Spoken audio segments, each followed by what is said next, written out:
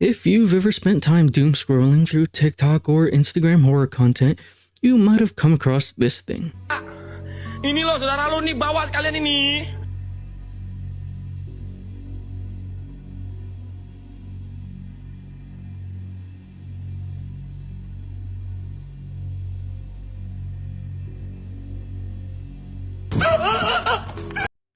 You might think it's just some normal old ghost sighting you've seen a million times, but you see it start to hop, and then you think, I've never heard of a hopping ghost before. It's actually kinda cute. oh my god, what is it?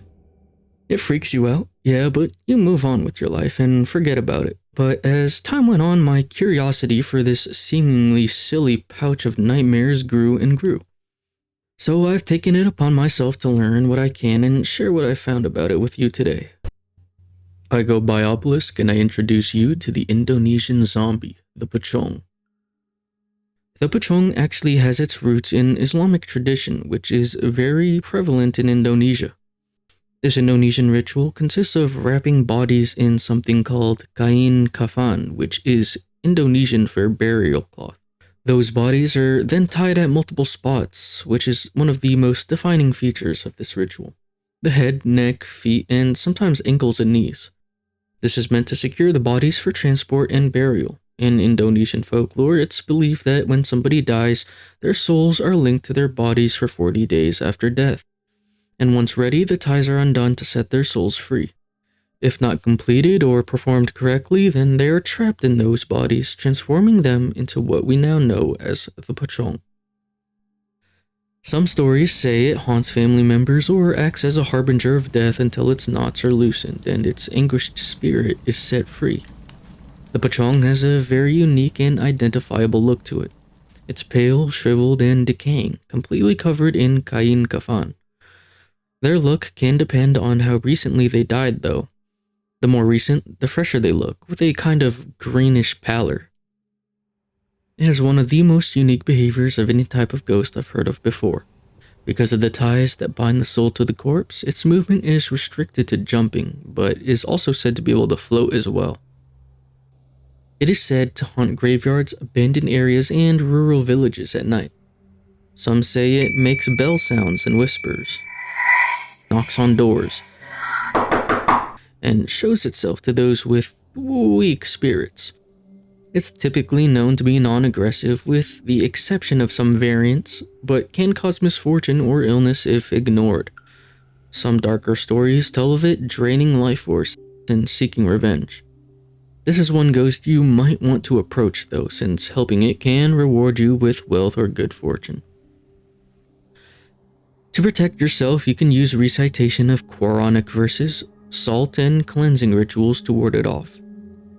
According to legend, the best way to deal with it is apparently hugging it and untying its knots, but I don't know how many of you are brave enough to do that, even if you are promised good fortune. I know I wouldn't. I mean, look at that thing.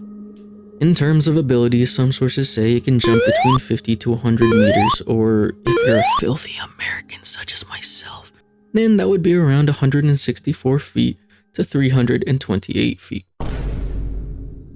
Some sources say it can even teleport. It differs in behavior and detail between different regions. Malaysia has a version called Hantu Bungkus, which granted doesn't really change in detail, but there is a version called the Red Pocong or Pocong Merah. It's rare and a violent leader of Pocong colonies. Yes, you heard that right. They have colonies. Red signifying their anger and are known to attack without provocation.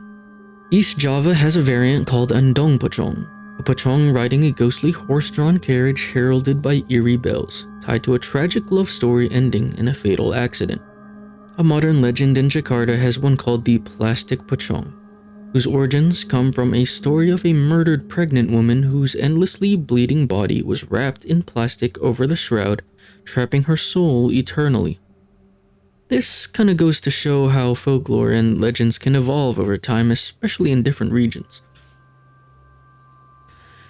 The Pocong isn't just some spooky tale to scare kids. The legend of the Pocong serves as a warning about respecting culture, tradition, and burial practices, along with respecting the dead. It uses fear as a sort of social control, especially in rural areas. It can sway behavior. It stops people from going near cemeteries at night or ensures the meticulous and careful handling of funerals. It holds a significant cultural impact in the regions it comes from. Appearing in a popular movie series called, well, you guessed it, Pocong, 1 through 3, although I have seen it go by Shrouded. It appears in TV shows, books, and even video games. One notable game would be Dread Out. It's on Steam and was released in 2014. Its depictions differ from traditional ones in which these carry sickles and are able to walk, taking away one of Pocong's most defining aspects.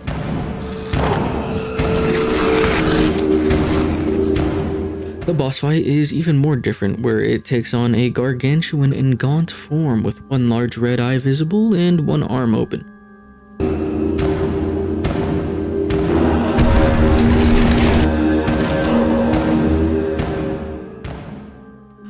Ultimately, this creature is quite tragic, born from improper handling of their bodies and traditions after death, and born from extremely vengeful experiences and suffering, hopping towards those who are ever afraid of it, those who run away, forever keeping it imprisoned in its own decaying corpse until somebody is brave enough to help.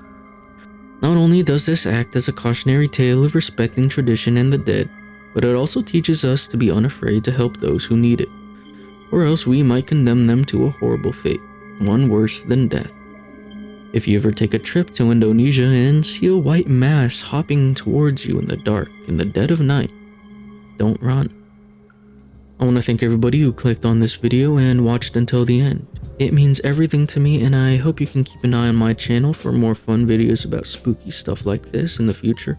Feel free to offer advice down below in the comments and maybe make suggestions on what you want to see next.